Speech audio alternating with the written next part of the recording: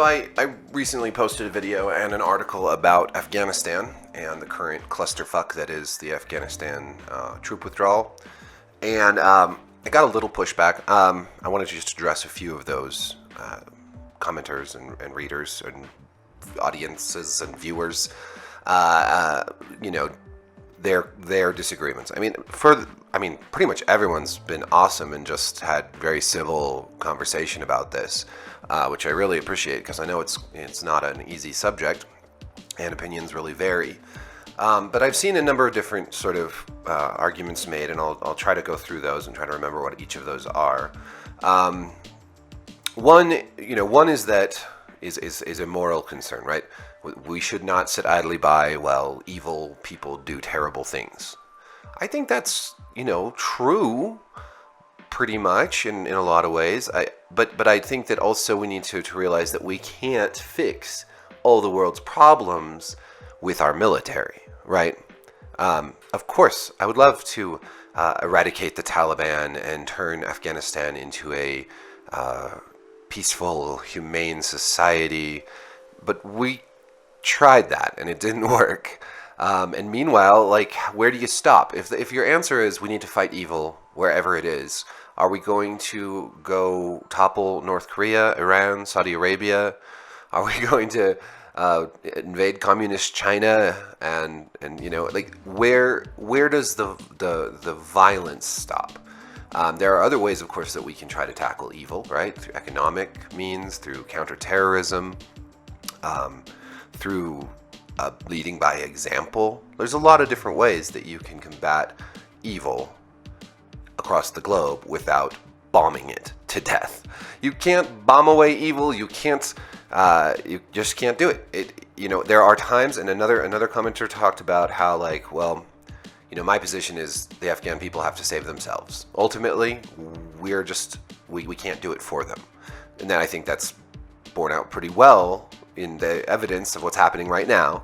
We couldn't help them. For 20 years, we couldn't help them. But one commenter said, well, it's a good thing that the French didn't feel that way about the American Revolution, and it's a good thing that America didn't feel that way about the plight of the Jews during the Second World War. I think both of these are historically misleading examples. First of all, the French helped the American Revolution against the British because the British and French were at war with one another. So, we were a strategic ally that by helping us, that helped the French cause. That helped the French war effort. That was a directly, I want to say cynically self-interested move on the part of the French. It wasn't some, noble gesture of freedom. We have no similar relationship with the Afghan people. We're not fighting a war against a common enemy. We have actually sort of done that in the past, not with the Taliban specifically, but with the Mujahideen. When the Soviets invaded, we helped arm Afghan fighters and other Middle Eastern fighters to fight against the Russians. So that was a very similar move to what the French did to help us in the revolution. And then those same people that we funded and trained, have now come back to haunt us. So I think, again, this is more of a cautionary tale than an example of what we should be doing. As for the World War II, we did not go into World War II to help the Jews. We didn't know that the Holocaust was as bad as it ended up being, first of all. Second of all, we only went into that war because Nazi Germany was threatening to topple Europe completely. They were at the gates. They were just bombing the crap out of London and had conquered most of Europe. Had allied themselves with Japan, who was doing the same thing in Asia. And at a certain point, the United States, after Pearl Harbor, but even before then, the pressure was on for the United States to enter the war because it was literally seen as an existential crisis. We were next. Germany and Japan would be closing in from both sides if we didn't help stop Hitler in Europe. Now, I don't know. I do think that was a good war to be involved in. As far as wars go, you can't get much better than World War II, right? We fought on the right side. I think it was probably the right decision, but at the same time, I've read arguments that if we hadn't involved ourselves, the Russians and the Germans would have just destroyed each other eventually, and we would have had we wouldn't have had the communist threat that we dealt with through the Cold War. That seems pretty dispassionate and very hypothetical. Like, what if, Germany had won, or what if Russia had won and then took over Europe, because the United States wasn't there. There's lots of, possibilities that would have gone much worse than planned. But anyways, again, we were fighting against a conquering force in a defensive war, so it's not the same as Afghanistan. Another, maybe a more compelling argument I heard was that, we've had 2,500 troops in Afghanistan, and this small force was able to keep the Taliban from taking control of the country. Why not just leave 2,500 troops or so in the country for however many decades it takes? I think that, that sounds reasonable, right? But again, it's like putting a Band-Aid on a gushing wound. If after 20 years we couldn't establish an Afghanistan security force or government that could stand on its own 2 feet, what's to say that 20 more years is going to make any difference?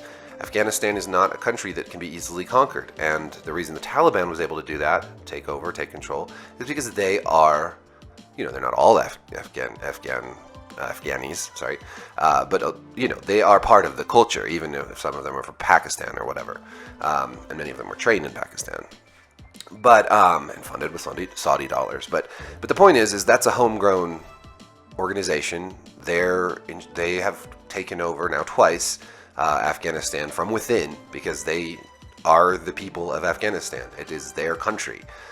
We may disagree with how they rule it, with their evilness. And I do think Sharia law is fucking evil. And like extremist Islamic, fascist Islamic states like this are horrible and horrifying and tragic. But how long do we have a military presence in a hostile country? How long can we actually sustain that? And do we have an actual moral case for this kind of meddling? And if there, why not somewhere else also? Why don't we just invade Iran and North Korea and, all the other little dictatorships out there? I think that it's arrogant to think that we should be able to do that, and that this is our moral imperative, and that, we know best, and we can go stick our guns wherever we want to bring about our vision of what a just world looks like, or to protect our interests, I guess. I just don't agree with that. I think especially in a country that is deeply hostile to our presence there.